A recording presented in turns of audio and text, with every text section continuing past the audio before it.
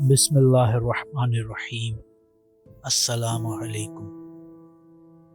رسول خدا صلی اللہ علیہ وآلہ وسلم نے فرمایا، جمعہ کا دن تمام ایام کا سردار ہے۔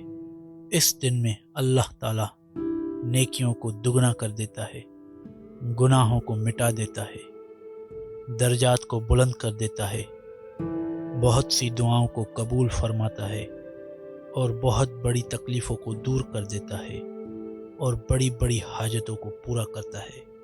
یہ وہ دن ہے جس میں اللہ تعالیٰ لوگوں کی بڑی سے بڑی تعداد کو جہنم سے آزاد کرتا ہے۔